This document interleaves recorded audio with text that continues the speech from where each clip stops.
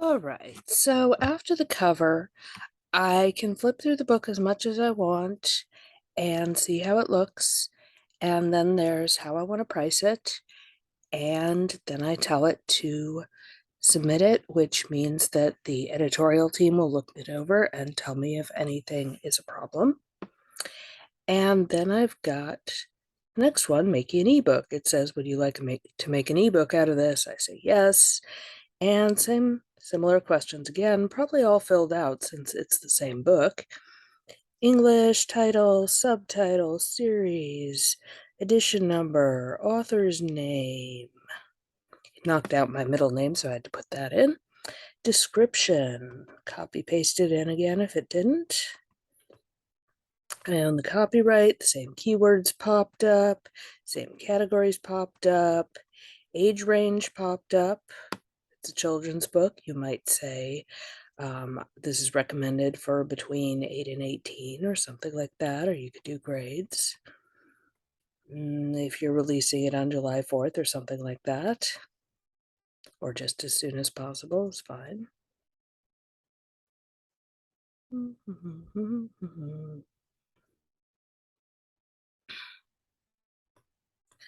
then it says post your manuscript, and this time they want a document, not a PDF, because it's a computer file. It should move around. They want to be able to mess with the text, yeah.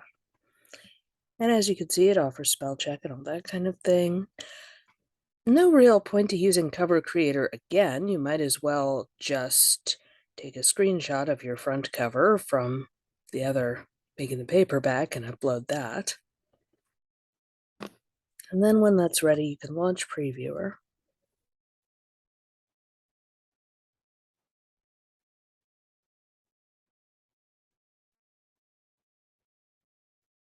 It doesn't have my cover yet, but I can look at it the way people would look at it if it's on a Kindle and see if there are links that are showing up because it's a Kindle or awkward bits. Maybe there I should move that up a little.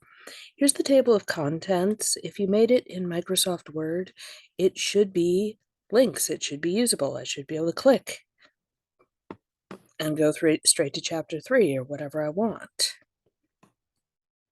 If that's not the case, you probably want to make links at a table of contents in Microsoft Word. Up here on device, I can say pretend we're on a tablet, pretend we're on an e-reader.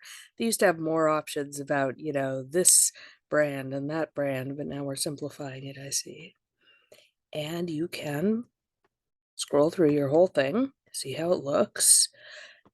This time you want pictures not to be embedded in the text, you want them to be in the line. Because if they're in the text, embedded in the text, it really doesn't look good. You want them separate like this. And of course, there's been a problem. Sure, why not? But you can play with this system as much as you need to and make it look the way you need to. And then once again, page 3 is the price, tab 3 of Create Your Own KDP. And on the price, $2.99 is as low as it goes. I tend to go for that. Why make an ebook terribly expensive? And once again, you want to distribute it as many places as you can, sure. But I can look at this and see if there are things I should have checked too. You notice the pictures will be in color. You notice my pretty little bullet points and my pretty illustrations at the front of each chapter are showing up.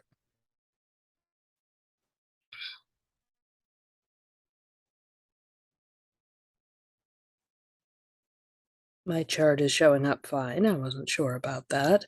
Sometimes charts you have to turn into a JPEG if they're just too awkward looking.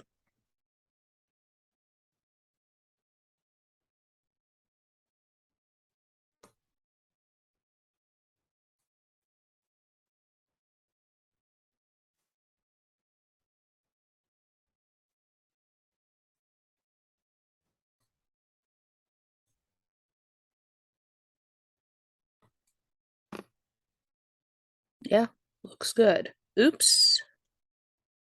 Footnotes. I have footnotes in this that I made in Microsoft Word, and those two work automatically and look fine.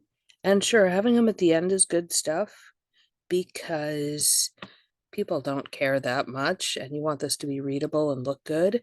But if people want to be able to check, they can check. And I should probably get rid of the extra space after that one. And otherwise, sure, I've got an ebook. Book details.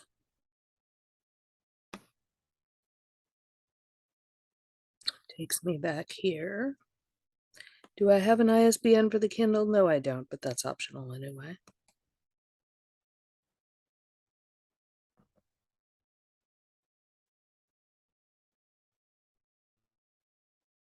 KDP Select.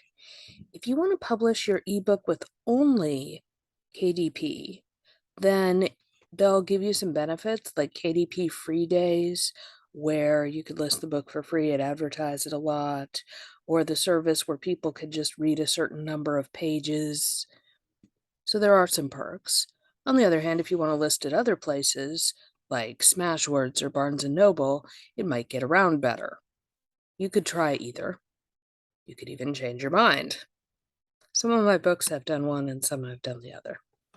You want to sell it in all territories? Well, why not? Selling first on Amazon and then on others.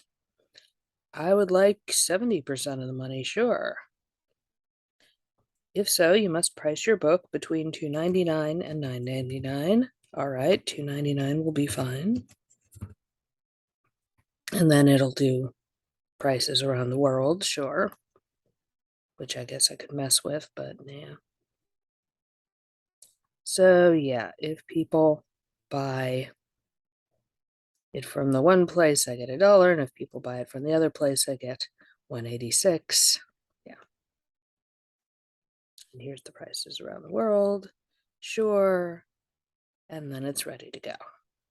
And I could click publish.